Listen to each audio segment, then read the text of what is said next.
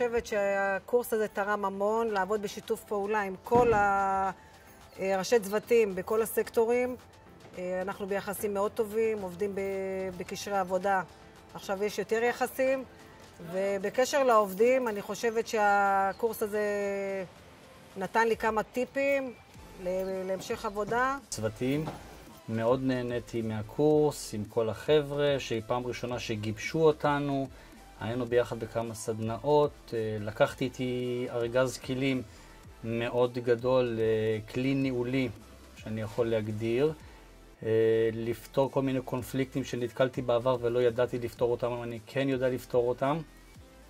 ואני מרגיש שהתוכנית תרמה לי המון באופן אישי, גם בקטע ניהולי וגם לחיים בכלל. באופן אישי נתן לי להתמודד הרבה ביום בעבודה, להיות קשוב לכולם, לשמוע את האחר.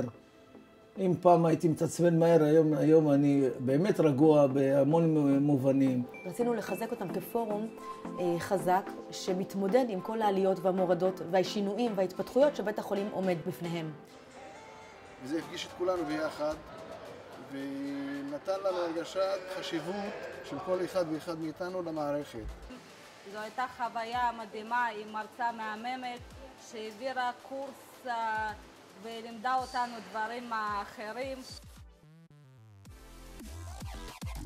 במהלך 2014 יצאנו עם תוכנית מיוחדת, ככה עבור עובדות המשק שלנו. השתתפו בה בסך הכל 69 עובדות משק. המטרה שלנו הייתה בעצם לתת להם תחושה של השקעה.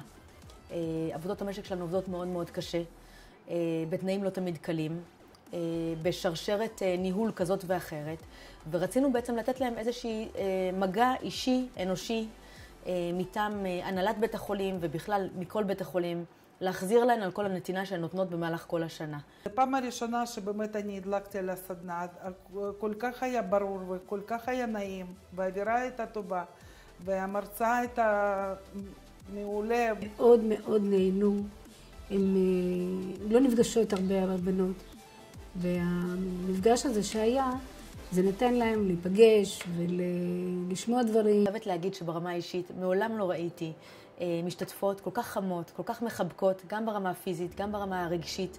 הן מאוד נהנו, הן ממש נשקו את המנחה בסוף התוכנית, ובאמת הודו לנו, לכל הצוות, מכל הלב.